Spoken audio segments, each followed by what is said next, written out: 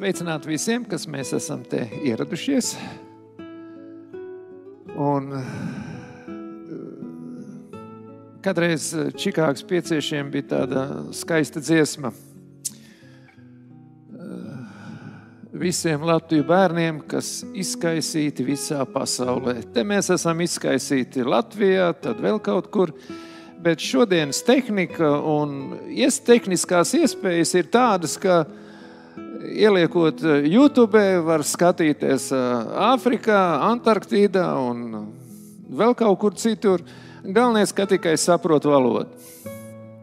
Un tāpēc šodien sakarā ar to, ka esam šeit atnākuši skatīties par veselības jautājumiem, mēs paskatīsimies vienu no galvenajiem 8 veselības principiem. Iepriekšējā reizē mēs skatījāmies par uzturu, par skaistām atziņām, kas ir iedotas mums katram rokās, kurām mēs varam sekot un baudīt brīnišķīgus augļus. Un šodien mēs skatīsimies par saules gaismu, par gaismu kā tādu. Sākot šo prezentāciju, ja mēs pieminam zemes radīšanu, tad 1. Mūzes grāmatā, 1. nodaļā ir rakstīts, un Dievs sacīja, lai top gaisma. Tad tapa gaisma, un Dievs redzēja gaismu labu esam, un Dievs šķīra gaismu no tumsas. Kāpēc es to pieminu? Šodien ir ļoti interesanti. Saules gaisma mums ir kaitīga. Šodien medicīna par to runā. Un par šiem jautājumiem mēs paskatīsimies šajā prezentācijā. Sens teiciens, kur iet saule, tur iet ārsts. Un ko dod saules gaisma? Tā ir, kā mēs skatījāmies pirmajā slaidā, tā ir Dieva dāvana. Un Izaks Ņūtons iedomājās saules gaismu šaurā starā laist uz trīsstūrainu stikla veidotu figūru, un viņš ieraudzīja, ka saules gaismā ir 3 pamatspektri – zils, zaļš un sarkans. To mēs varam redzēt, skatoties slīpētu spoguli, to mēs varam redzēt varavīksnē, mēs redzam, ka saules gaisma nav viendabīga. Un kad visi šie spektri pārklājās, visi ir kopā, tad mēs redzam skaistu baltu gaismu. Nedaudz ieceltenu. Un kopumā saules gaismā ir 1500 elektromagnētisko viļņu veidi.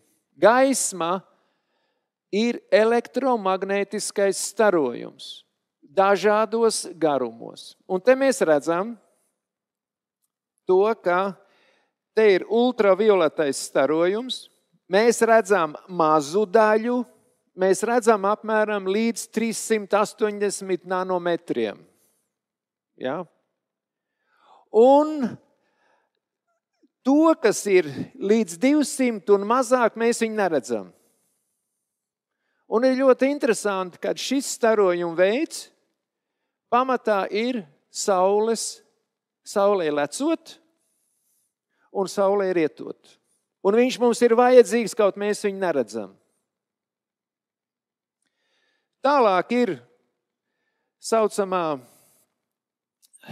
ko mēs ļoti labi redzam, jā, tas ir zils līdz pat sarkanajam šis spektrs, jā. Redzam, ka tas ir samērā mazs, apmēram 400 nanometru robežās, un tālāk te jau parādās 800, tas ir infrasarkanais starojums, jeb siltumstari, kurus mēs šeit vairāk neredzam, bet mēs viņus sajūtam kā siltumu. Un tā ir saules gaisma. Saules gaisma mums no saules līdz zemei atnāk Cik ilgā laikā? Kaut kādās 6 vai 8 minūtēs. Attālums ir liels. Un mēs viņu sajūtam kā siltumu. Saprotiet, šis starojums ir siltums. Infrasarkanais starojums. Mēs zinām ļoti skaidri, kad saules gaisma nogalina praktiski jebkuras baktērijas un vīrusus. Praktiski jebkuras. Bet mēs šodien paskatīsimies par lietām, kuras ir samērā unikālas, kuras varbūt mēs arī citur nevaram uzzināt. Ir tāda viela, kas ir ciešā veidā saistīta ar saules gaismu un atrašanos saules gaismā, gan cilvēkam, gan dzīvniekam.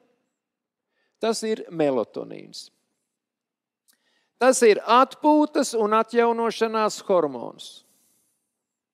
Mēs dzīvojam pasaulē, kur ir ļoti daudz ķīmiskās vielas, negatīva ietekme daudziem stresiem, fiziskais slodzei, ķīmiskajām vielām, kuras mēs uzņemam no gaisa, ūdens un ar barību. Un šīs vielas mums izsauc dažādas izmaiņas organismā. Un melatonīns ir tas, kurš atjauno un dod mums atpūtu. Par to mēs atkal runāsim drusku vēlākajos slaidos. Kur veidojās? Melatonīns galvenokārt veidojās, šeit ir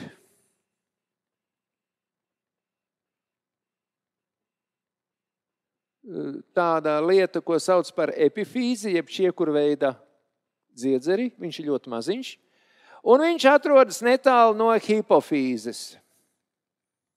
Ja? Ļoti dziļi šeit pakausī, ļoti dziļi un ir aizsargāts. Tā ir visvairāk, visspēcīgāk aizsargātā vieta mūsu smadzeņu dobumā. Jo ir ļoti svarīgas funkcijas veido epifīze organismā, veido hormonus, ja, un veido hormonus arī hipofīze. Bez kā mēs nevaram pastāvēt. Ko dara melatonīns? Miega laikā remontē organismu. Ko tas nozīmē? Mūsu dzīvesveids un eksistēšana uz šīs planētas mūsu organismā izsauc negatīvas izmaiņas. Un lai cilvēks nesabruktu pēc piedzimšanas, organisms visu laiku ir jāatjauno un jāremontē. Es jums runāju tādos ļoti vienkāršos vārdos. Un to dara melatonīns. Ko vēl viņš dara? Iepriekš mēs runājām par brīvajiem radikāļiem, kur ir viena no galvenajiem iekaisumu, audzēju un visiem toksiskajiem procesiem organismā, kas izsauc izmaiņas mūsu organismu šūnās. Un melatonīns ir viens no tiem, kas bloķē šos brīvos radikāļus. Tāpat, kad tas attiecās uz kancerogēnām vielām, tātad audzēju izsaucošām vielām, tāpat tas atsaucās arī uz tiem augu saucamajiem aizsardzības līdzekļiem, kurus izmanto lauksaimniecībā, kuri tāpat ir bīstami. Un, protams, no radioaktīvā starojuma mēs zinām, ka mūsu augsne, gaiss un ūdens ir piesārņot ar šiem ilgstoši sabrūkošajiem radioaktīvajiem atkritumiem, un, diemžēl, šī planēta nemaz tā neattīrās no viņiem. Un arī šo ietekmi melatonīns mazina. Vēl kas ir? Sakarā ar to, ka melatonīns ir atjaunošanās hormons, ko izstrādā mūsu organisms. Tas ir ielikts visos zīdītājos, tas ir ielikts abiniekos, rāpuļos, zivīs, kukaiņos, putnos. Tātad viņš arī palielina novecošanās procesu. organisma novecošanās procesu. Tāpat arī pozitīvi, tātad, atvainojos, nevis pozitīvi, bet pozitīvi ietekmē mūsu organismu un negatīvi ietekmē jebkuru ļaundabīgo audzēju attīstības procesu. Negatīvi ietekmē. Un stimulē mūsu imūnsistēmu. Ko vēl? Melatonīns ir viela, kas kavē ievērojamā veidā stresa reakciju attīstību. Un vienlaicīgi arī bremzē mūsu asinsvados holesterīnu nogulsnēšanos, palīdz mūsu organismam cīņā ar šīm sirds slimībām, kas ir šī gadsimta viena no lielākajām nelaimēm, un vienlaicīgi arī samazina sirds aritmijas risku, ļoti pozitīvi ietekmē osteoporozes ārstēšanu. 3. vietā pasaulē pašlaik arī mūsu zemē saslimšanas cēloņu un nāves cēloņu ziņā jau parādās cukurslimība. Un melatonīns ir tas, kurš ievērojami atjauno insulīna izstrādi organismā. Es jau pieminēju, kad viņš samazina būtībā visus iekaisumu procesus organismā. Absolūti nekaitīgs. Absolūti nekaitīgs. Ja? Un būtībā tās ir visunikālākās zāles. Jo melatonīns ir tas, kurš organismā stimulē un veido organisma aizsargs spējas. Un te ir tāda lieta par cilvēku, lai kaut ko atrastu un pierādītu, ļoti bieži izmantot dzīvniekus kā eksperimentu dzīvniekus. Ja? Un te bija 2 žurku grupiņas, kuras inficēja ar bīstamu vīrusu, pakļāva vēl papildus stresam, un vienai grupai ievadīja melatonīnu, otrai grupai neievadīja. Kāds ir rezultāts? 92% nomira no viena grupa, un otras grupas nomira tikai 16. Un tai grupai, kurai tika lietots melatonīns kā aizsarga līdzeklis, tur nāves gadījumi bija tikai 16%. Tātad mēs saprotam, ka arī pie bīstamām saslimšanām, pie spēcīgiem stresiem arī cilvēks tiek ievērojamā veidā pasargāts, ja viņam organismā šis melatonīns veidojas pietiekošā daudzumā. Bērni vienmēr ir priecīgi, bērni vienmēr ir jautri. Un es lasīju par Mauthausenu. Jūs zināt, kas ir Mauthausena? Tā ir koncentrācijas nometne, no kuras labi, ja 2-3 cilvēki no 100 palika dzīvi. Un tur arī bija bērni, un bērni pat spēlējās. Bērni spēlējās, kad visapkārt bija nāve. Pieauguši cilvēki varbūt to nespēja, bet bērni to spēja. Un jautājumam atbildi ir tā, ka bērniem melatonīns izstrādājas ļoti daudz, un vecumam nākot, mēs redzam šajā slaidā, nākot vecumam melatonīns izstrādājas arvien mazāk un mazāk. Tātad mums ir jāsaprot, kad sākot novecot, mums ir jāievēro veselības principi arvien vairāk un arvien vairāk, lai mēs sevi pasargātu pie veselības. Un, protams, jāmāc arī vispārējie. Un tad, kad mēs lasām, piemēram, Bībeli, tad Jozuā, kurš pārgāja pāri sarkanajai jūrai, viņam bija 80 gadi, un viņš saka, un es iešu un iekarošu tur, kur tie milži ir to kalnu apgabalu. 80 gadu vecumā viņš varēja iet cīnīties tāpat kā briedumu jaunības gados. 80 gadu vecumā. Un tāpēc šie veselības principi mums ir jāsāk ievērot pašiem, jāmāca savu bērnu, mazbērnu un vispārējie, kas ir mūsu sniedzamības robežās. Melatonīns visvairāk izstrādājas nakts laikā. Tad, kad iesākas tumšais laiks, tad šī izstrāde pieaug ievērojami. Un apmēram 7 no rīta, jau 6 šī izstrāde strauji samazinās. Tas ir neatkarīgi no tā, vai mēs pulksteni griežam vai negriežam. Tur ir citi mehānismi. Tas viss ir atkarīgs no saules apgaismojuma. Redziet, un tāpēc, piemēram, dienvidu zemēs, tur, kur tuvāk ekvatoram, 12 stundas spīd un 12 stundas ir melna nakts, vai ne? Mums, piemēram, ziemā ir otrādi.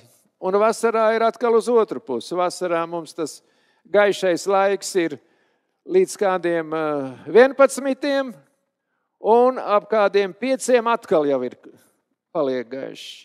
Bet melatonīns izstrādājas pietiekoši, neatkarīgi no tā, kuros platumgrādos mēs atrodamies. Vienīgi ziemeļu tautas vai arī tālās dienvidu tautas, kur ir vai no polārās naktis vai polārās dienas, šis mehānisms strādā savādāk. Bet melatonīns kā pa brīnumu, ievērojot veselības likums, uz visas planētas, visiem cilvēkiem veidojas pietiekošā daudzumā.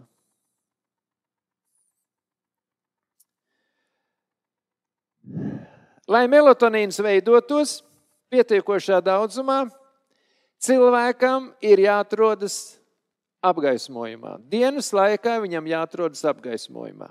Bet, ja mēs salīdzinām, ja mēs atrodamies sintētiskajā apgaismojumā, tātad rūpnīcā, skolā, telpās, ja mēs strādājam, tad melatonīna daudzums nakts laikā, redziet, 3. daļa. Salīdzinot, ja mēs dienas redzamajā laikā, gaišajā laikā atrodamies saules gaismā, tad melatonīns nakts laikā izstrādājas 3 reizes vairāk. Un tāpēc, ja mēs skatāmies uz apgaismojumu, tad vislabākais mākslīgais apgaismojums ir no svecēm vai no degoša uguns. Nākošās ir kvēlspuldzes, kuras vairs gandrīz nopirkt nevar. Un tad pašā apakšā ir šīs spuldzītes, kuras ir šī baltā gaisma. Un tāpēc ārzemēs ir cilvēki, kuri blakus šīm te spuldzēm lieto saucamās melnās spuldzes. Mēs skatījāmies, kad ultravioletais starojums, zinām, pakāpi mēs vairs neredzam, vai ne? Un ir tādas saucamās melnās spuldzes, kuras ārzemēs var nopirkt. Un viņas pieslēdz pie griestiem, lai nav visu laiku nespīd tieši acīs, bet lai ir tas leņķis, lai ir lielāks. Ja? Un tad apmēram var panākt 90% no saules gaismas. Ja? Tāda lieta ir. Vēl fakti par melatonīnu. Organisms melatonīnu nesaglabā. Viņš izmantojas. Un tas katru dienu, jeb katru nakti ir jārada organismam no jauna. Kas notiek? Redzes nervs, kas savieno acs ābolu ar smadzenēm, ir viens no lielākajiem nerviem ar vislielāko nervu šķiedru daudzumu. Un kas notiek? Gaismā, kad krīt šis elektromagnētiskais lauks šie viļņi krīt uz mūsu acs tīkleni, tad tīklenē ir divu veidu šūnas. Ir nūjiņas, kuras uztver melnu baltu gaismu un kontūrus. Un vienlaicīgi tur ir arī vālītes, kurām ir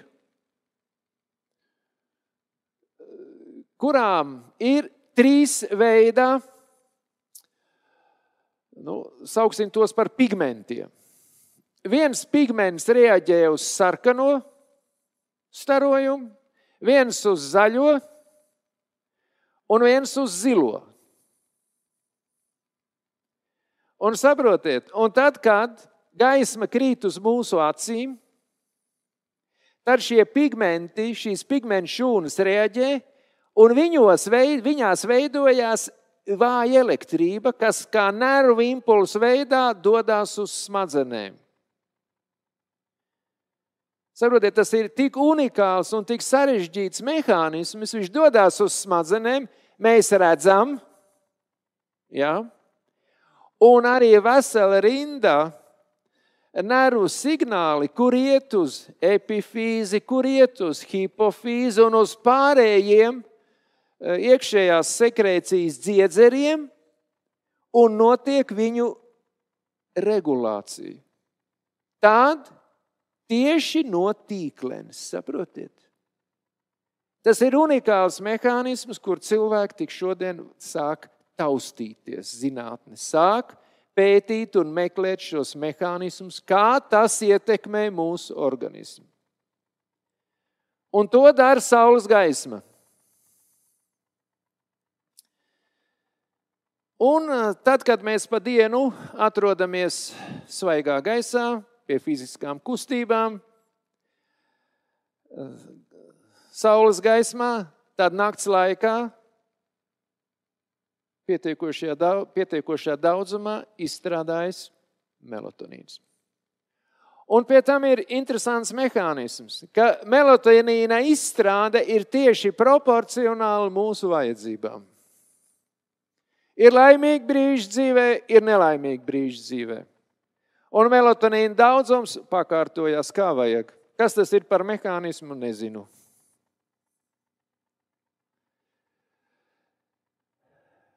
Melatonīns var veidoties arī tieši acis tīklenē. Un viņš var veidoties arī dienas laikā. Gan nakts laikā, bez epifīzes, jeb čiekurveida dziedzera klātbūtnes, gan arī dienas laikā.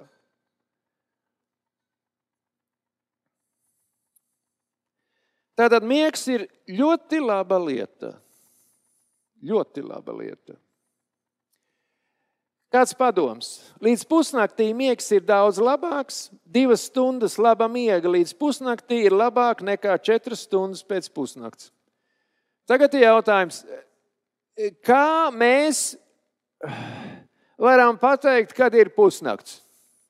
Neņemot vērā pulksteni. Tātad guļam, piemēram, 8 stundas, pa vidu ir pusnakts, vai ne? Tātad, saulīt iet gulēt, kā mēs runājam tautas valodā, beidzās gaisma, sākās tumsa un atkal beidzās tumsa un sākās gaisma. Un tur ir pa vidu, tur ir praktiski pusnakts. Mūsu platumgrādos, tas ir uz ekvatoru, tuvāk ekvatoram. Mūsu platumgrādos tas laiks novirzās uz vakaru pusi.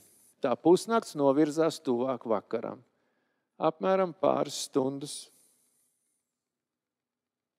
Tā ir. Ieradumi, kas veicina melatonīna izstrādi. Tātad, dienas laikā, darba vietās vai kaut kur citur, aizmirstiet logus ar pārklājumu, kas aiztur ultravioleto starojumu. Aizmirstiet tādus logus, lūdzu. Ja mēs guļam pa nakti, tad vajag tumsu. Pilsētā tas ir grūti. Sevišķi piektdien, sestdien pa naktīm, un vēl svētdien nedaudz. Kad cilvēki dodās izklaidēs, kad cilvēki dara visādas nelabas lietas, kad ir policija brauc, ātrā medicīniskā brauc un arī dažādi citi piedzīvojumu meklētāji. Uzturā mums jālieto tādi produkti, kas satur melatonīna izejvielu daudzumu, pietiekošā daudzumā. Tās ir dažādi veidi aminoskābes, augu, šīs krāsainie augi, saknes un arī tāda aminoskāba kā triptofāns un B6 vitamīns, par kur parunāsim drusku vēlāk. Lai normāli veidotos melatonīns, nedrīkst būt kairinājums no kuņģa. Kairinājums no kuņģa un zarnām veidojas tad, kad tur tiek sagremota barība. Tas samazina melatonīnu veidošanos. Pa dienu mums ir jābūt fiziskai slodzei. Par fizisko slodzi mēs runāsim citreiz, tagad tikai vēlāk kaut kur pieskarsimies. Jāsaprot, ka visas stresainās lietas mums ir jākārto no rīta, bet ne vakarā. Gribat noskaidrot ģimenē attiecības, ceļaties pirms darba un skaidrojiet, cik vien patīk, bet ne vakarā. Tas attiecās gan uz bērniem, gan uz mazbērniem, gan uz pašiem. Vakarā televizors nav jāskatās un citas lietas nav jādara. Ļoti labas ir viegla fiziska slodze, ja pastaigas, ja jūs pa dienu fiziski nestrādājat, tieši vakar pusē. Protams, laicīgi gulētiešana. Melatonīns veidojas no daudzām aminoskābēm. Tur ir nepieciešami dažādi vitamīni, svarīgākos mēs apskatīsim. Bet kopīgās izeivielas priekš melatonīna veidošanās, kur visvairāk atrodas? Te, piemēram, ir augu līdzekļi, jā, un jūs redzat, kā viņi pieaug. Rīsi, kukurūza, auzas. Rīsi, kukurūza, auzas. Bet jāpiemina ir kādi rīsi. Ne jau tie gludie, slīpētie un balinātie. Pēc iespējas dabiskāk, pēc iespējas melnāki.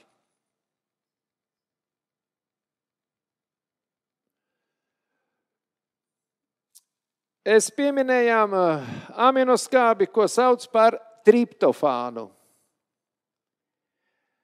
kas ir vajadzīgs pie melatonīna veidošanās. Un triptofāns ir viena no neaizvietojamām aminoskābēm, jeb tā ir tā aminoskābe, kas mums ir jāuzņem ar uzturu. Ja? Šīs 6 aminoskābes mums ir obligāti jāuzņem ar uzturu. Šīs daļēji neaizvietojamās. Viņas var veidoties arī organismā, pārveidojoties vienai aminoskābei par otru, tas ir cits jautājums. Un tās, kuras ir pilnīgi aizvietojamas, tās ir praktiski tikai 3 gabalus. Tātad, kas ir bagāti ar triptofānu? Un mēs atkal paskatīsimies 3 bagātākos produktus. graudu glutēns. Par glutēnu citreiz varbūt parunāsim. Ķirbju sēklas un tofu. Un kādreiz, kad mēs runājām par cilvēks ir gaļēdājs vai viņš ir augēdājs, tad es pieminēju to, ka tās aminoskābes, kuras cilvēkam vajadzīgas ir visvairāk, dzīvnieku valsts produktos ir vismazāk.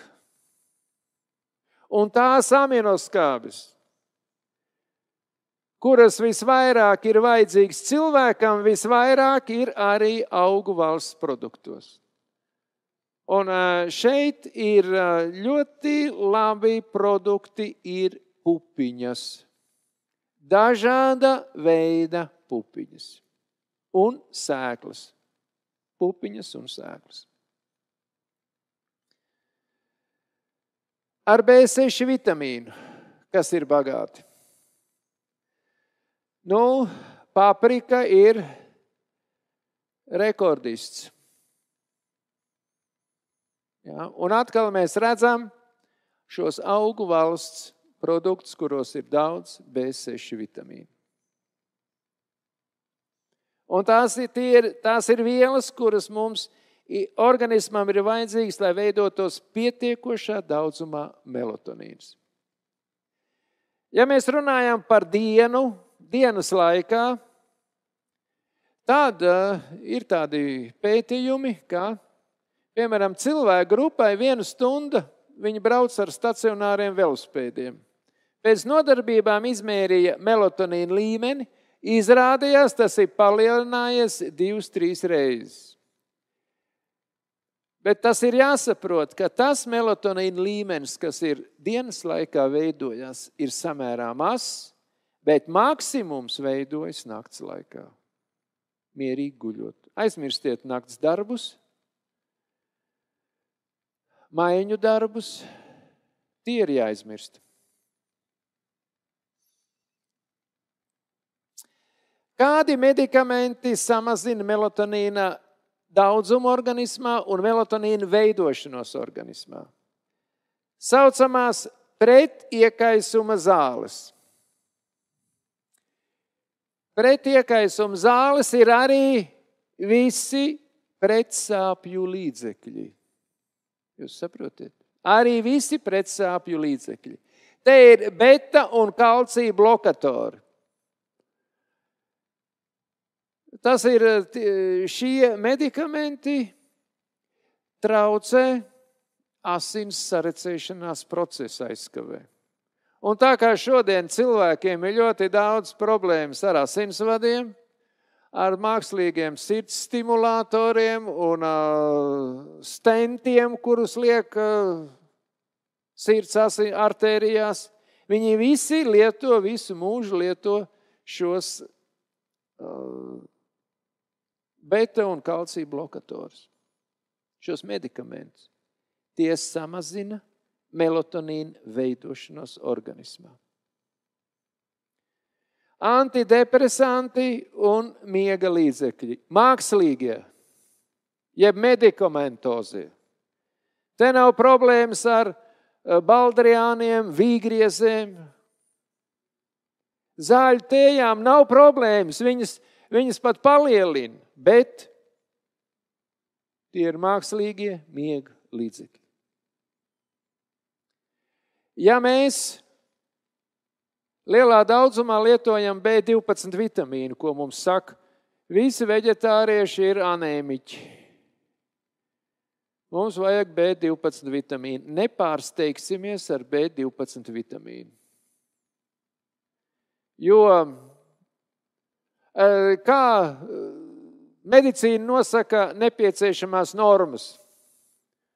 Paņem zinām cilvēku grupu, pārbauda viņiem attiecīgo vielu daudzumu, izrēķina vidējo un tā ir norma.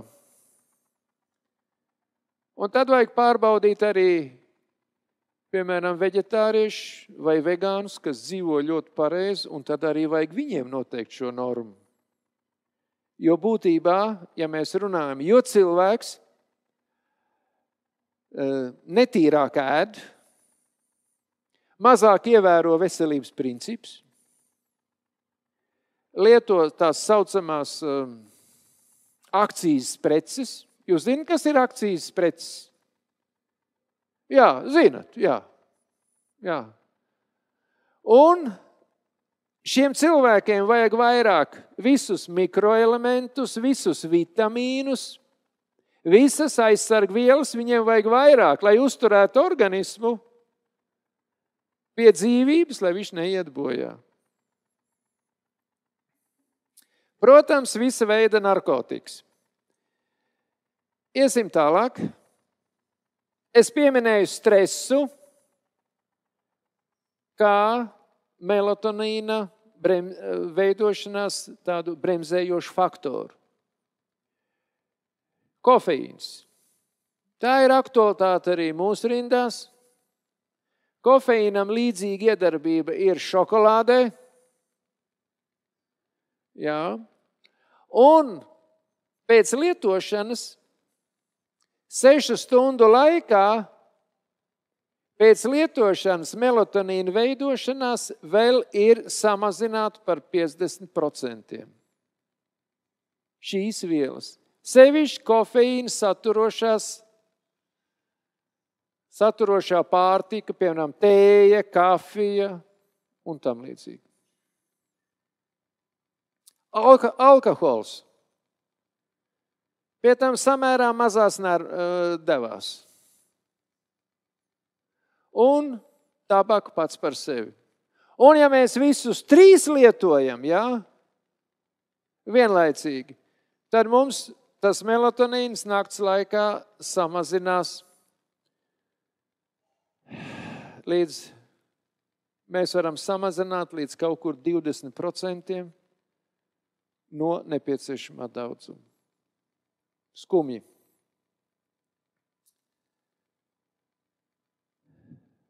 Uzturā pēc iespējas mazāk dzīvnieku valsts produktus un taukvielām bagātus ēdienus.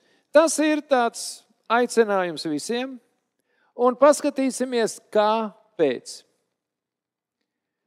Saules gaisma, ja mēs runājam attiecīgi par saules gaismu, tad mums būs atsevišķa prezentācija par osteoporozi un visiem šiem mehānismiem citā reizē. Šodien mēs to neskatīsim. Saules gaisma ir dabīgs ārstniecības līdzeklis. Un tagad izlasīsim.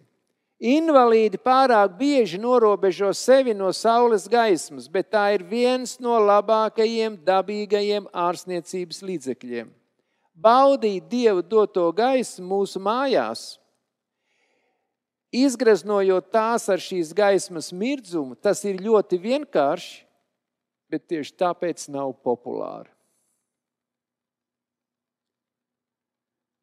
Un atcerēsimies bālās princeses un bālos cilvēkus, kas sevi ieslēdza viduslaikos karaļu pilīs, mūku un mūķeņu ķellēs, klosteros un tam līdzīgi. Un kas tad bija veseli? Kungi slimoja, un veseli bija visi tie, kas viņus apkalpoja, kas bija saules gaismā, kas tik labi neēda, kas fiziski kustējās. Gadu laikā cilvēkiem iztukšojas enerģiju rezerves, atstājot arvien mazāk tos dzīvības spēkus, ar kuru palīdzību iespējams pretoties slimību izraisošajai ietekmei. Tādēļ vecākiem cilvēkiem ir lielāka nepieciešamība pēc saules gaismas un svaiga tīra gaisa. Mēs skatījāmies, kā vecumā melatonīna izstrāde kļūst arvien mazāk un mazāk. Un tāpēc cilvēkiem, kuriem jau ir gadu nasta, viņiem saules gaismā jāatrodās arvien vairāk un vairāk. Un pilsēta nav tā īstā vieta. Visi vecie cilvēki jāsūt dzīvot uz laukiem. Tā kā bērniem un mazbērniem jārūpējas par saviem vecākiem un vecvecākiem. Atcerēsimies.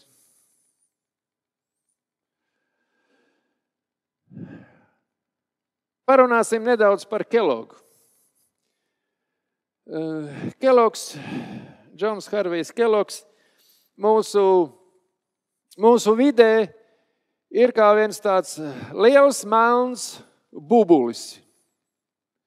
Bet es gribētu teikt, ka viņš ir vienreizēji progresīvs cilvēks, kas attiecībā uz ārstnieciskajām metodēm, uz sapratni par medicīnu.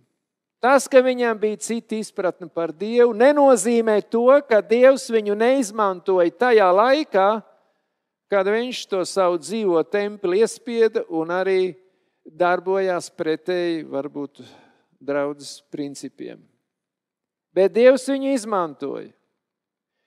Un nedaudz paskatīsimies. Viņš bija sanatorijas vadītājs 67 gadus.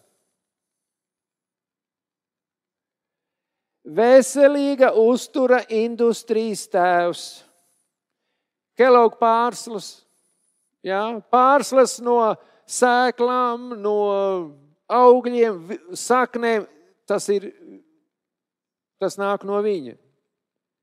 Dievs viņam to deva, un viņš to deva tālāk. Tikai žēl, kad pēc tam pārdeva.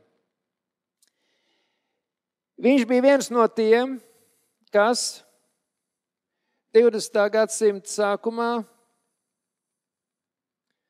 un 19. gadsimta beigās ļoti spēcīgu ierosmi visās sanatorijās un ārstēšanas praksēs piešķīra saules gaismai, saules terapijai. No 8 veselības principiem saules gaismu novērtēja kā vienu no galvenajām cilvēku ārstēšanas metodēm. Savā mūžā viņš ir 50 medicīnas grāmatu autors. Daudzu ārstēšanas metožu iekārtu autors, publicists, lektors par veselības jautājumiem. Apmēram 50 gadus viņš bija vadošais ķirurgs pasaulē. Un ievērojamākais ārsts, to apstiprina arī šis praviešu gara citāts. Viņu tur var atrast. Un kādi bija galvenie ārstēšanas principi viņa praksē? Dieva ārstēšanas sistēma balstās uz organisma aizsar spēku nostiprināšanu, un tad cilvēka ķermenis pats uzvar, jeb mūsu vārdiem runājot, iznīcina saslimšanu. Nav jācīnās ar slimību, bet jāceļ dabiskās aizsargspējas un pazudīs visas saslimšanas. Un gala rezultātā, farmācija kā tāda, no tā augstuma, kurā viņš šodien ir pacelt, viņa tikpat zemu ir jānoliek. Būtībā. Un tagad pavērojiet. Kelloggs dzīvoja no 1852. gada līdz 1943. gadam. Tajā gadā viņš mira. Cik bagāts mūžs gados.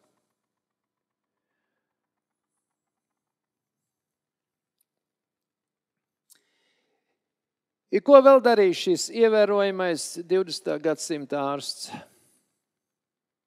Visas ārstēšanas metodas pārbaudīja ar Dieva iedvesmotajiem rakstiem.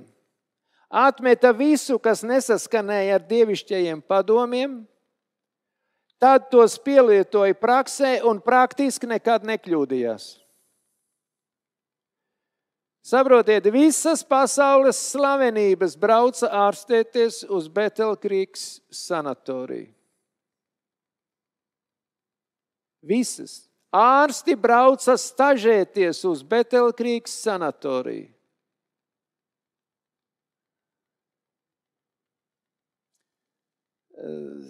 Ko Kelloggs atrada un arī kas mums ir pateikts. Cilvēks rīkojas pēc saskaitīšanas principa, bet Dievs pēc reizināšanas. Kā tas izpaužās? Kaut vai ievērojot šos veselības likumus. Ja mēs ievērojam 8 veselības likumus, tad cilvēciskā daļa ir cik? 8 plus 8 ir 16. Dievišķā daļa, jeb tā, kā atbild mūsu organisms, 8 reiz 8 ir 64. Salīdziniet 16 un 64. Un tas tā arī notika sanatorijā. Un sanatorija bija vadošā visā pasaulē, jo ievēroja visus šos Dievu dotos 8 veselības principus. Un šiem principiem mēs iziesim cauri. Cik ilgā laikā? Tas ir cits jautājums. Saules gaismas vērtējums. Mēs jau pieskārāmies 1. Mūzes grāmatai, 1. nodaļai. Gaisma tapa, un Dievs redzēja gaismu labu esam, un Dievs šķīra gaismu no tumsas. Un atkal ielika 2 lielus spīdekļus, lielāko spīdekli, lai tas valdītu dienā, mazāko spīdekli, lai tas valdītu naktī, un zvaigznes radīja. Un galu rezultātā, tātad, ko Dievs lai gaismotu pār zemi un valdītu dienā, tā ir saule, un naktī tas ir mēnesis, un šķīra gaismu no tumsas, un redzēja to labu esam. Tā kā nakts ir priekš tumsas, priekš atpūtas, priekš gulēšanas, un diena ir priekš strādāšanas un kustēšanās. Salamans raksta tā: salda ir acī gaisma un brīnum jauki ir sauli redzēt. Kāpēc tad ir salda? Ko saldums dod, ja tu ilgi neesi ēdis saldumu? Ko viņš dod? Enerģiju, apmierinājumu. Enerģiju un apmierinājumu. Un brīnum jauki ir sauli redzēt. Tātad cilvēkam ir labsajūta. Un par to labsajūtu, un par to mēs parunāsim par hormoniem, kuri izdalās un kuri ir vajadzīgi. Un Atklāsmes 18. nodaļā: ar tavu burvību ir pieviltas visas tautas. Un tur, kur oriģinālā ir uzrakstīts farmakija. Šī burvība ir farmakija. Un šodien mēs to ļoti skaidri varam saprast. Mums ir jābūt pietiekoši daudz zināšanām, lai saprastu, kur farmācija mūs krāpi un pazudina, un kur varbūt nelielā daudzumā mēs to varam izmantot. Te ir 2 tādi ļoti ievērojami cilvēki, Mahatma Gandijs un Alberts Einsteins. Un te ir 14. septembrī 1922. gadā Gandijs pateica tādus vārdus. Ir pareizi angliski iztulkots, es atvainojos.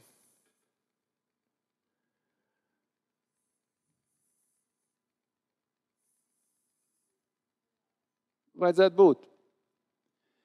Saprotiet, ka šodienas medicīnas prakse būtībā pasniedz koncentrētu melno maģiju.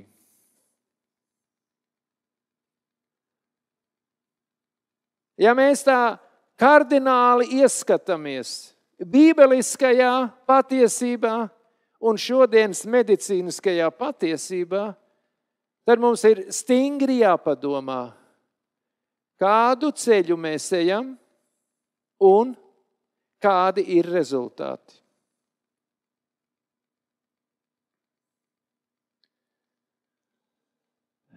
Šodien cilvēkiem, ko medicīna saka?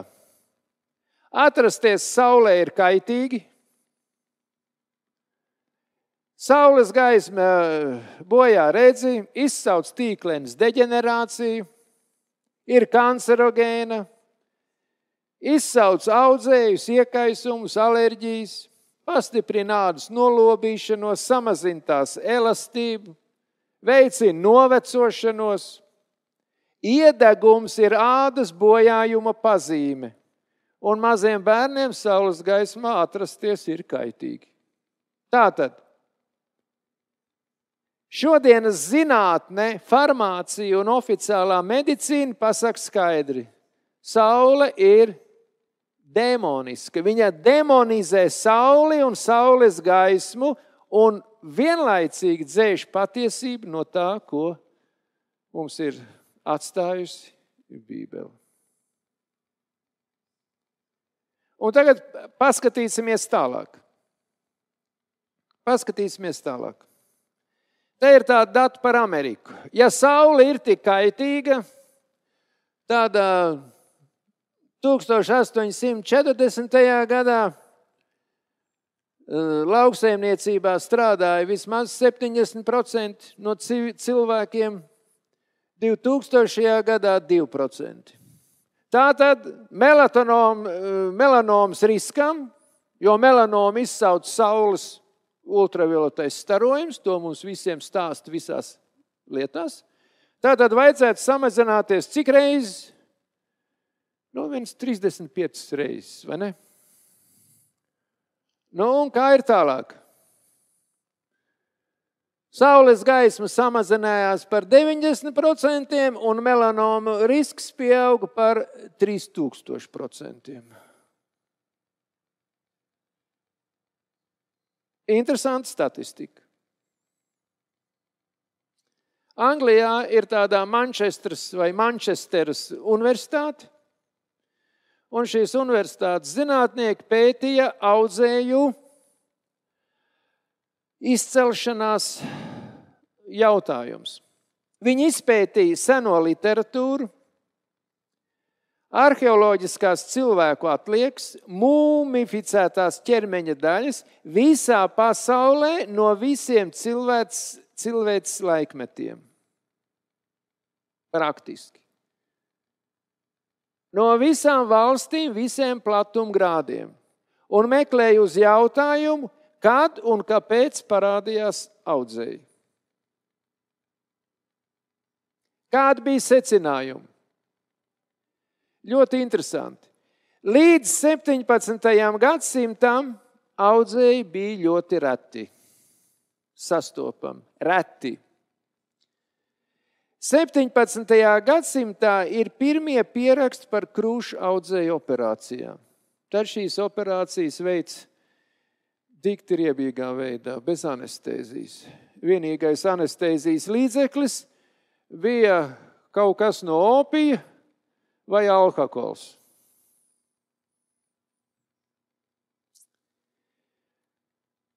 Pirms 200 gadiem sāka diferencēt audzēju veidus. Apmēram pirms 200 gadiem tikai. Kolumba otrais brauciens, tas ir 1493. līdz 1496. gads. Šajā laikā Eiropā nonāk tabakas sēklas un nonāk tabakas lapas. Un sāk cilvēki smēķēt. Cilvēki sāk smēķēt. Latvijā ļoti ātri ienāca tabakas pīpēšana un ļoti strauji izplatījās. Jau 16. gadsimta sākumā.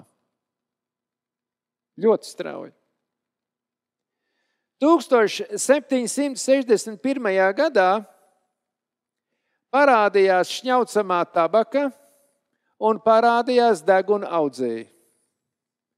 1775. gadā Eiropā ir pirmie pieraksti par sēklnieku audzējiem. 1832. gadā ir tā saucamā Hodžkina slimība atklāja, tā ir limfoma, jeb limfmezglu un limfvadu audzēji sāk praktiski parādīties cilvēkiem. Un to saista ar tabakas ienākšanu Latvijā un arī Eiropā. Vēl straujāk pēc ķīmisko vielu parādīšanās no rūpniecības izmešiem, pārtiks rūpniecībā, lauksaimniecībā. Un tad, kad sāk attīstīties modernā pārtiks pārstrāde, ja, tie ir pagājušā gadsimta vidus pēc lielā Tēvijas kara, kas nodrošināja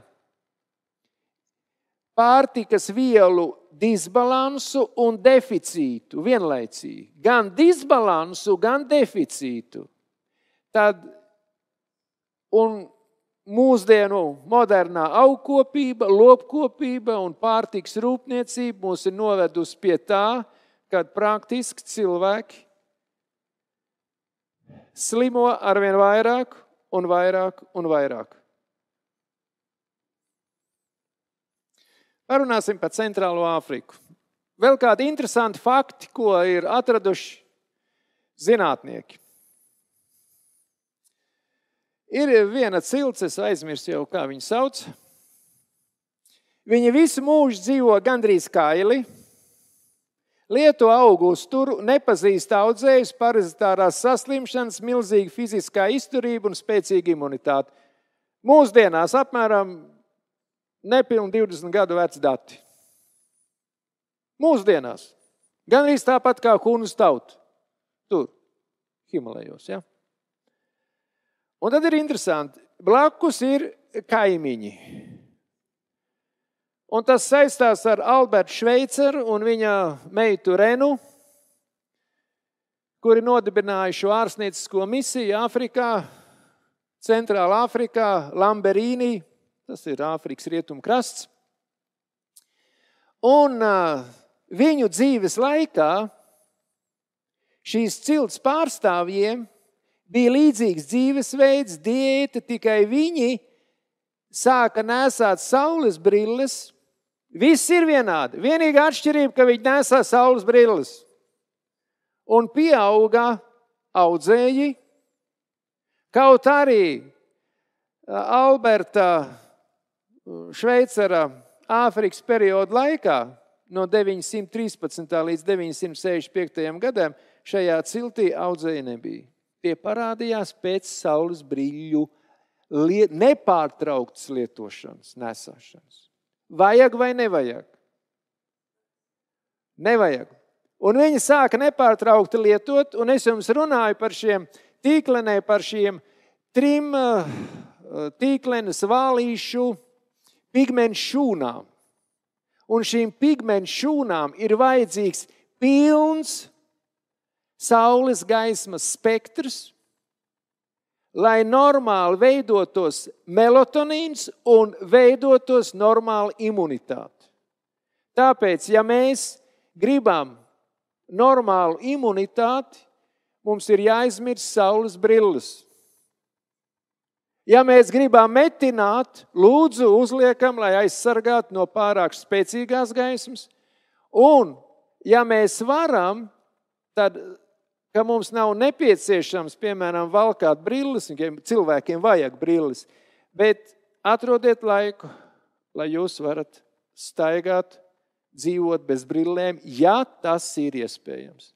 Un nekādā gadījumā nevajag izmantot tos ārstu ieteikumus, kuri saka, vajag speciālās brilles, kuras pasargā no ultravioletā starojuma.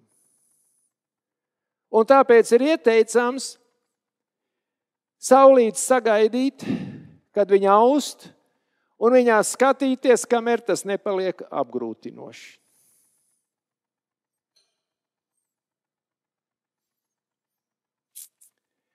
Saulēkta gaismas starojums ir savādāks, un tāpēc rīta saules terapija ir visefektīvākā.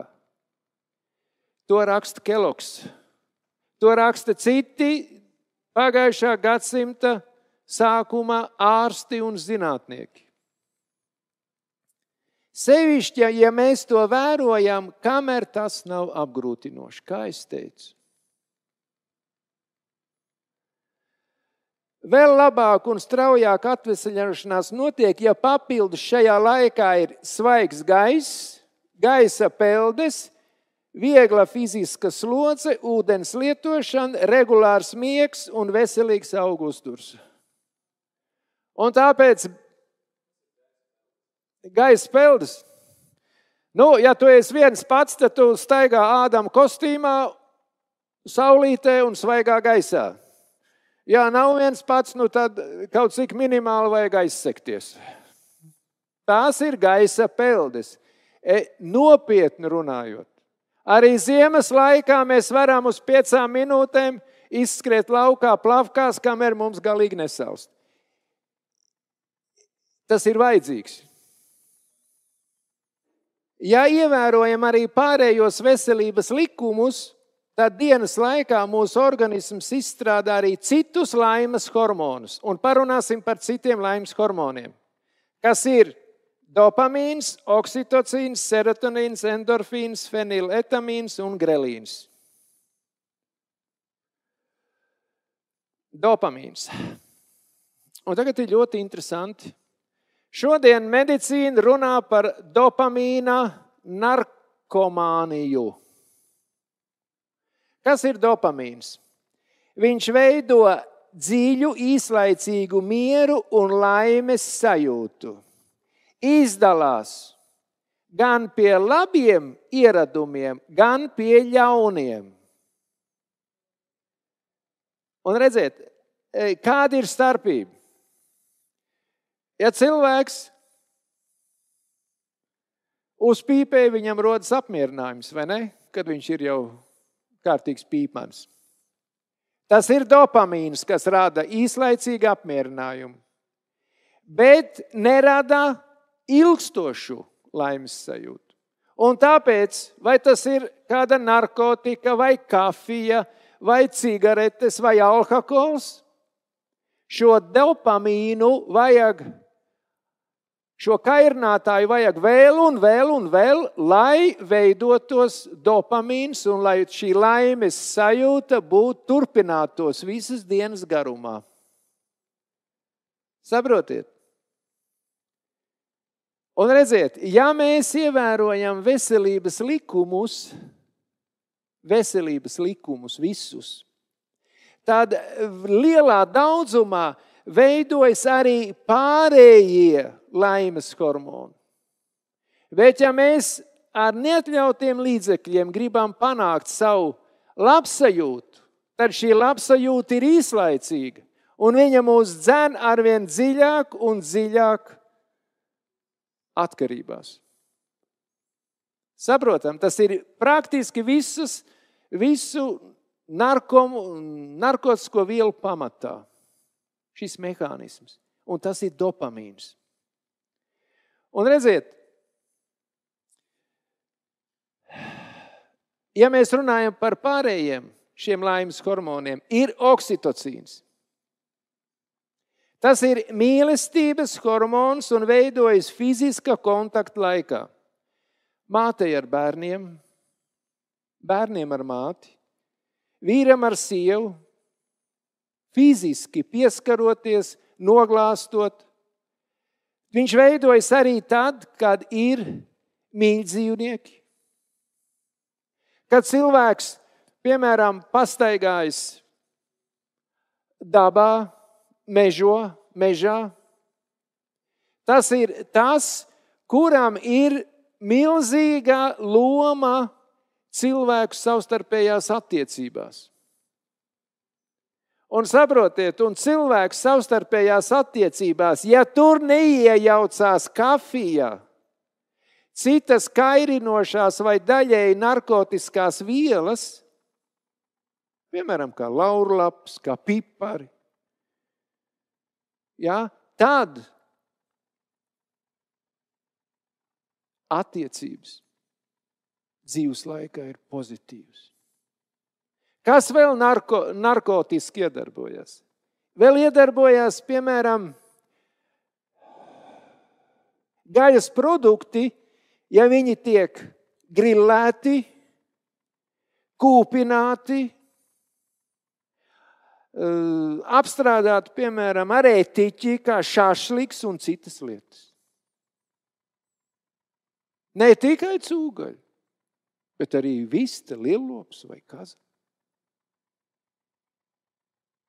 Mums tās ir tādas ļoti interesantas lietas. Ko vēl oksitocīns dara? Stiprina imunitāti, mazina baiļu sindromu. Ir ilgstoša miera un drošības sajūta. Ilgstoši iedarbojas. Serotonīns. Arī tas ir laimes hormons, dod prieku un apmierinājumu. Viņš nav tik ilgstošs kā oksitocīns, bet darbojas samērā ilgi. Ir tie saucamie endorfīni. Te ir rakstīts, palīdz darboties pāri komforta zonai un dod laimīgu atslābumu un ir dabīgas pretsāpju zāles. Ko tas nozīmē? Palīdz darboties pāri komforta zonai. Man ir, tā runājot, man ir vēl palikuši, tur varbūt 10 maisi, ko aiznes no piekabas, piemēram, līdz dārziņam. Vai man ir jāizdara noteikts darbs, kurš man vairs negribās darīt. Bet nav daudz, nedaudz vēl ir palicis. Izdarīt darbu līdz galam, jūs saprotiet, jebkuru darbu. Un tad, kad un šis ferments, šie endorfīni, tā ir vesela grupa, un tad, kad mēs piespiežam it kā sevi padarīt darbu līdz galam, tad iestājas ilgstoša laimes sajūta, apmierinājums sajūta. Kaut vai tad, kad mēs, piemēram, pasakam nē kārei, ja metam no smēķēšanu un pasakam nē šodien kārei uzsmēķēt. Pēc kāda laika veidojās šie endorfīni un mums ir apmierinājums, ka mēs to neesam izdarījuši. Apmierinājums, ka mēs neesam izdarījuši ļaunu darbu, ko mums gribās darīt. Jūs saprotiet, to mācā psiholoģija, jeb sociālās zinātnes.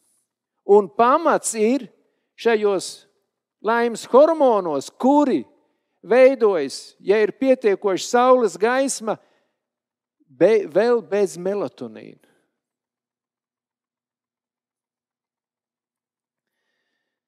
Feniletamīns, tas ir iemīlēšanās hormons. Un grelīns mazina stresu, rada dziļu miegu, regulē augšanu un ietekmē vielmaiņu. Redziet, visi šie hormoni ir vajadzīgi, lai organisms funkcionētu normāli sociālajā vidē, fiziskajā vidē un iekšējā vidē.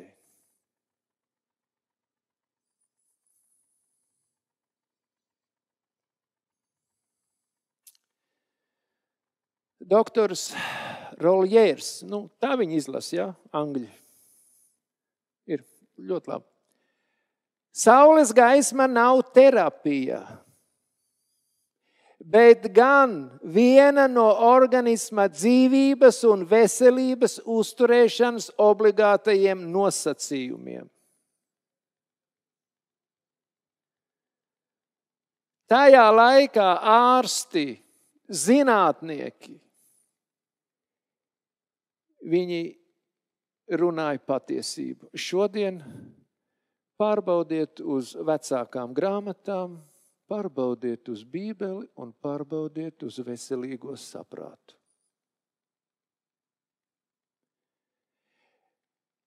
Mēs nepārvaram jūtīgumu pret sauli, bēgot no saules gaismas. Par to mēs parunāsim vēl.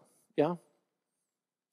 Ādas pigmentācija, jeb iedegums, nodrošina infrasarkano viļņu nokļūšanu dziļākos organisma audos, un to baktericīdā ietekme ir spēcīgāka kā ultravioletēm starojumam. Jūs saprotiet, kāpēc vajadzīgs ir saules iedegums? Ja ultravioletais starojums iet cauri ādai un skar zemādas slāņus, tad praktiski, ja mums ir iedegums no saules, tad šis saules infrasarkanais starojums, kur daļu mēs redzam un daļu mēs neredzam, tik sajūtam, viņš nonāk praktiski visos iekšējos orgānos. Un darbojas baktericīdi. Ir vajadzīgs laiks, lai īsākie ultravioletie starojumi un garāki infrasarkanie stari varētu atveseļot organismu. 1927. gads. Tā ir realitāte. Es skatījos datus par to, kā šajos gados ar saules terapiju un augu uzturu ārstēja šodien mums mainu locītavs uz mākslīgām. Tajā laikā, šajās sanatorijās, nepilna gada laikā, absolūti deformēts locītavs atgrieza normā, ka cilvēks, nedaudz klibojot, varēja normāli staigāt bez operācijām.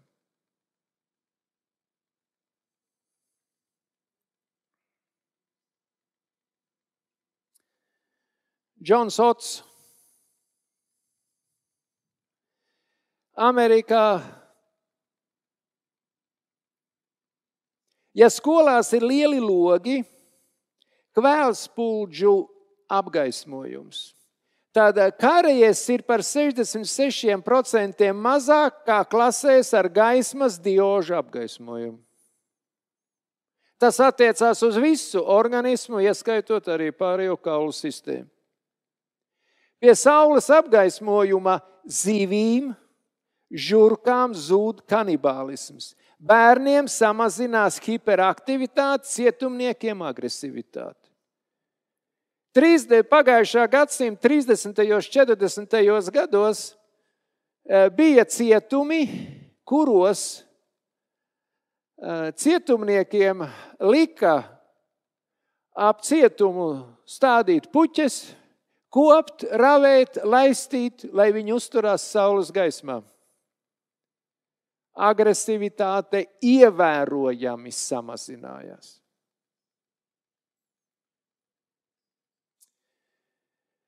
Baltās gaismas diožu lampas organismā izsauc endokrīnus traucējumus.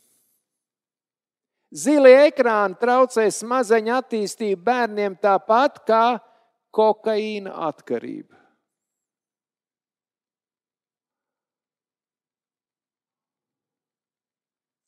Tīklenes epitēlija pigmentu šūnas, par kurām es runāju, ja? Šīs 3 veidu pigmentu šūnas, nedalās, ja ir zems saules ultravioletā starojuma līmenis. Aleksandrs Vunšs, tas ir vācietis, nu jau krietni pēc lielā tēvijas kara. Infrasarkanais starojums, kas tuvāk saules gaismas sarkanajai daļai, izpaužas kā siltums un ko dara? Mazina sāpes, iekaisuma procesus, stimulē izveseļošanos un stimulē tīklenes reģenerāciju. Vislabākais mākslīgais apgaismojums ir no kvēlspuldzēm, kas darbojas no līdzstrāvas ģeneratoru. Mums ir maiņstrāva, jā? Ko tas nozīmē? Plus, mīnus, visu laiku šitā iet, vai ne? Mēs redzam, ka tā gaismiņa tur mirgo. Mēs neredzam. Mūsu smadzenes to neredz, jo tā kustība ir ļoti strauja, ja? turp apakaļ. Bet organisms to fiksē. Un ja spuldzes ir šīs līdzstrāva iet, ja, tad šī līdzstrāva netaisa šos viļņus tādus, ja, plus mīnus. Un tā ir labāk. Mākslīgais apgaismojums ir toksisks, ja trūkst kaut kas no saules gaismas 1500 viļņiem. Saules gaismas spektrs aptver 1500 elektromagnētisko viļņu veidus.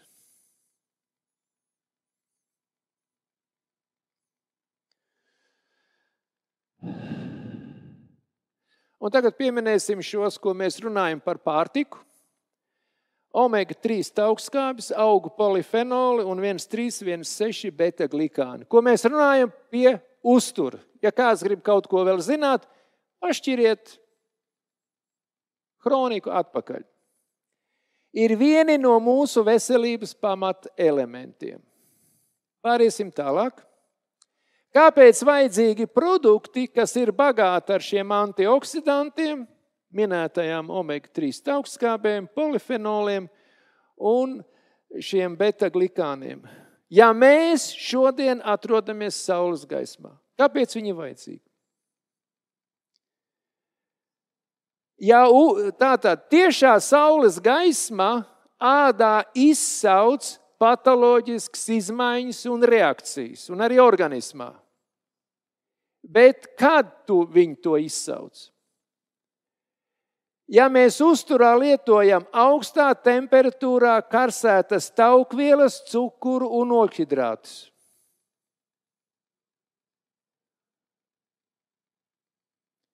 ja mēs lietojam uzturā mākslīgos saldinātājus, alkohols, tabaka, ja lietojam pārtikas piedevas, piemēram, tīru chlorofilu bez šķiedrvielām, ir tādu uzturlīdzekļu, kuros viņi ir ļoti daudz. Ja mēs organismā uzņemam ar uzturu, piemēram, smagos metālus, ja mums ir ciešs kontakts ar dezinfekcijas līdzekļiem, ja saskaramies ar dabas ķīmisko piesārņojumu augsnē, gaisā, ūdenī, augu un dzīvnieku valsts produktos. Ja sevišķā veidā mēs to darām. Tātad, ja mēs nelietojam uzturā ekoloģisku produkciju, mēs ļoti daudz ko saņemam. Un tad šīs vielas, kas mums nav vajadzīgas, viņas organismā uzkrājas.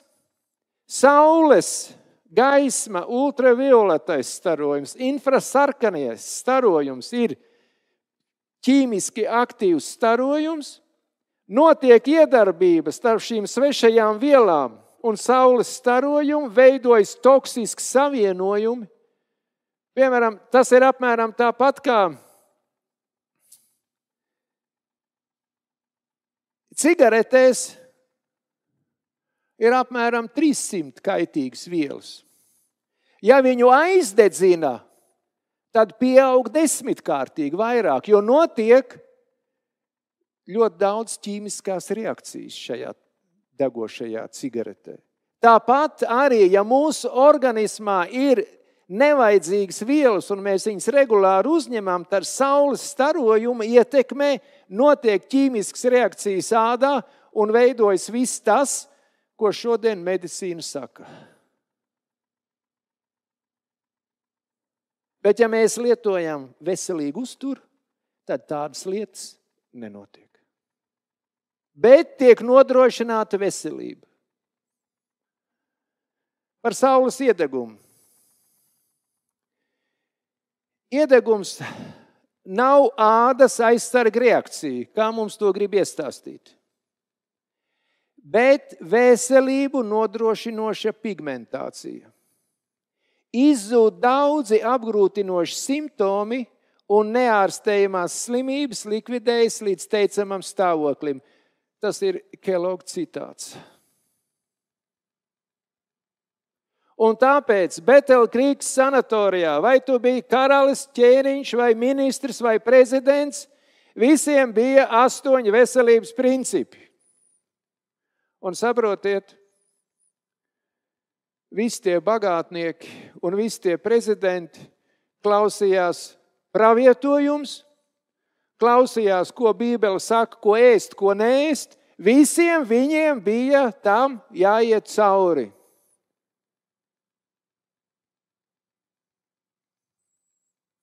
Saules iedeguma ārstējošais efekts ilgst 6 līdz 9 mēnešus. Ja mēs vasarā iedegam, mēs droši līdz pavasarim tiekam pasargāti. Droši, mūsu platumgrādos droši. 1 stunda saules gaismā un leikocītu skaits pieaug par 25–3% tiem cilvēkiem, kas saules gaismā nav atradušies. Pēc audzēju operācijām slimniekiem jāiedeg saules gaismā, kas profilaktē iedzimto jūtību pret audzējiem. Šodien ko pasaka? Nekādā gadījumā. Kāpēc nekādā gadījumā? Tāpēc, ka cilvēki ir izgājuši ķīmisko terapiju. Tieši tāpēc. Keloga laikā izoperēja audzēju, un jau nākošajā dienā viņš bija saulē. Bez ķīmiskās terapijas. Betelkrīgas sanatorijā bija vairāk kā 1000 saules ārstēšanas metodas, un Kelogs to nosauc par efektīgāko ārstēšanas līdzekli.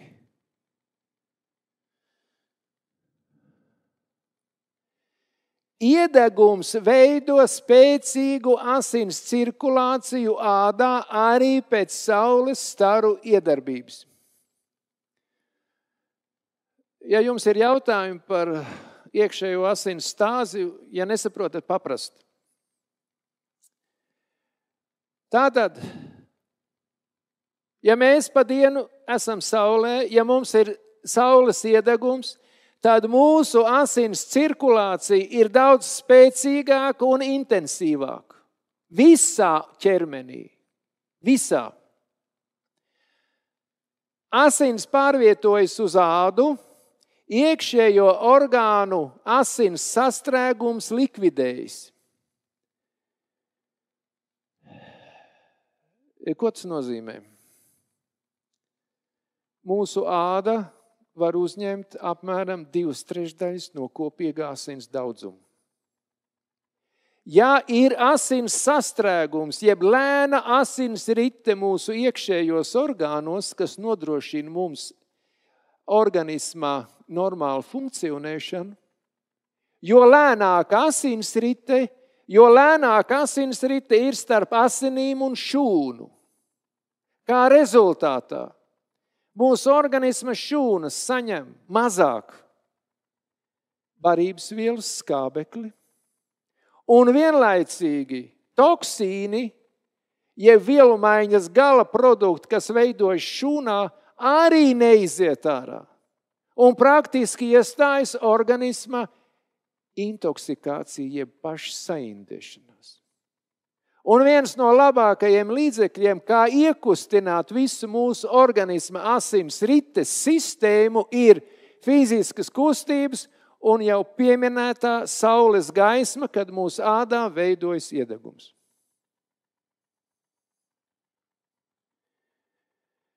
Iekšējo orgānu asins sastrēgums likvidējas, atjaunojas to pilnvērtīga darbība, notiek organisma pareiza dabiska izveseļošanās. Pazūd slimību simptomi, sabalansējas pieplūstošo un aizplūstošo asiņu daudzums.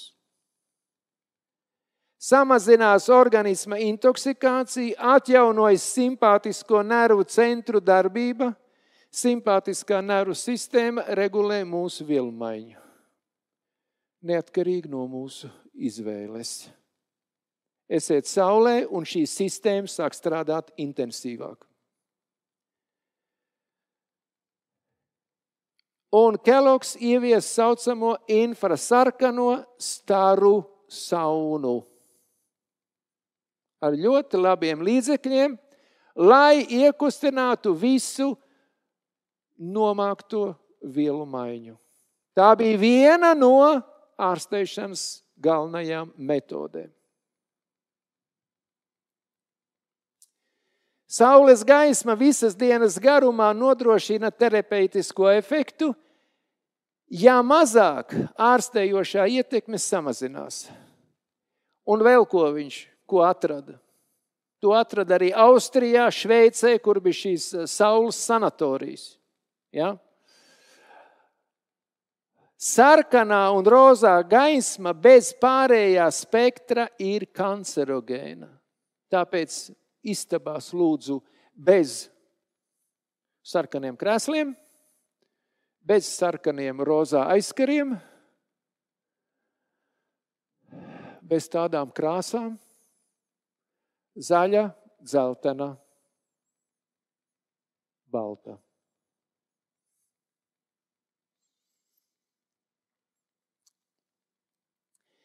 Pretiedeguma krēmi palielina audzēju risku.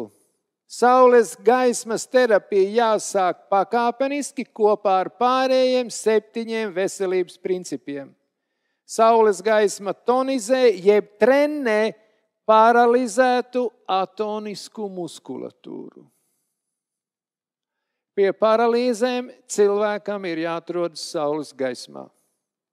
Ja tiek tonizēta šie muskulatūra, tad daudz ātrāk atjaunojās nervu impulsu šī pārtraukšanās vieta, vai tas ir pašā nervā, vai tas ir nervu saknītēs vai muguras smadzenēs.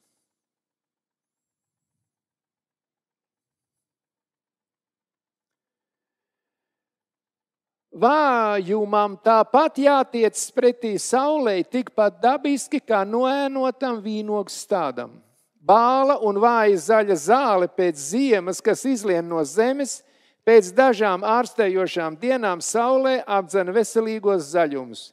Izejiet gaismā, saulē un saules siltumā, vājie, bālie un nespēcīgie, un dalieties ar augiem veselīgajā spēkā.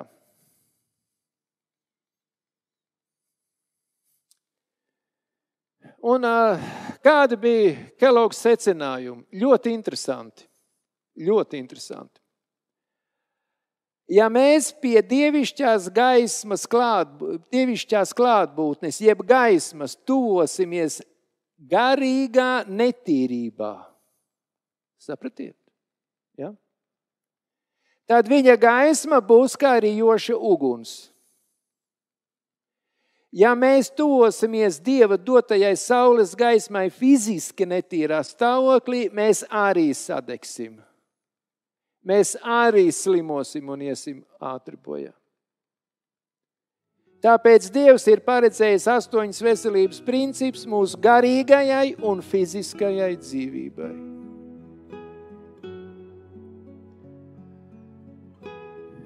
Mēs nedaudz pieskārāmies saules gaismai.